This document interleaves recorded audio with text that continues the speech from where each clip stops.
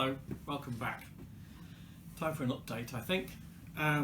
So you can see that I've been working away on one face of the sculpture, one face of the disc out of which this sculpture is being formed, and I'm pleased with this spiral shape. At least I'm pleased with it until it gets to there.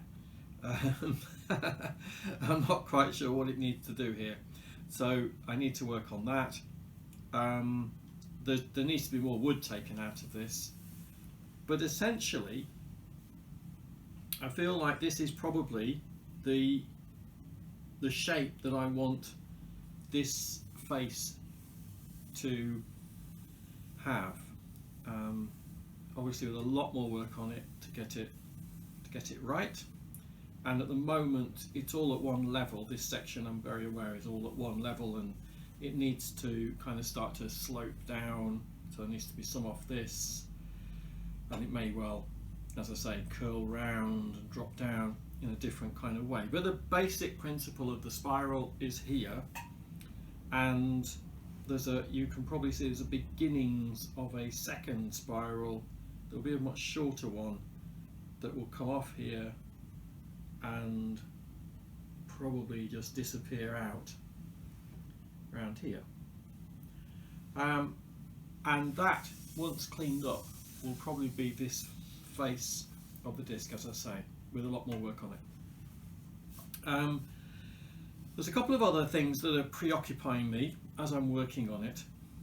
One, understandably perhaps, is what am I going to do with this side. You can see probably that I've been playing around with some pencil markings of a couple of other possible spiral shapes. This is, as you'll have gathered, a shape that fascinates me, and there's a question in my mind as to whether this will match this or whether it will actually remain filled in, and I'm not sure about that. I'm not sure that I want to create complete symmetry. Well, in fact I can't create complete symmetry because of what I've done on this side, but I'm not sure if I want, I'm not sure about that, which is why I haven't done anything further with this. So that's one of the things that's preoccupying me. The other thing that's preoccupying me is, how is this going to be held? How is this going to stand for when it's finished? How will it stand in order to be seen?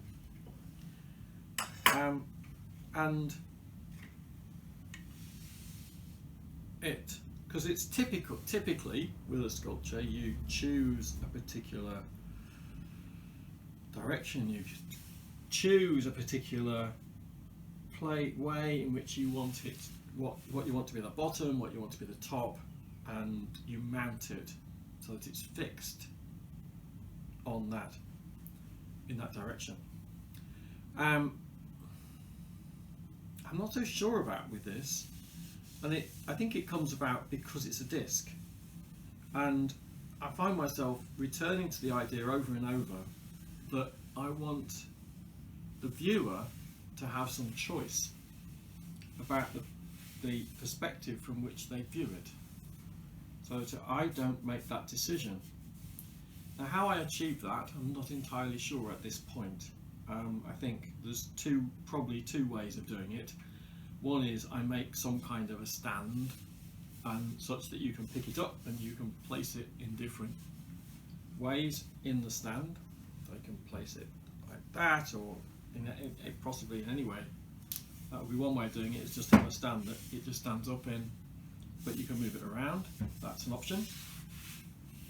Or it could be that there are a number of fixed points where there's a hole in the sculpture which you can then fit onto something. So, and there could be one there, and there, and there, and you get the idea.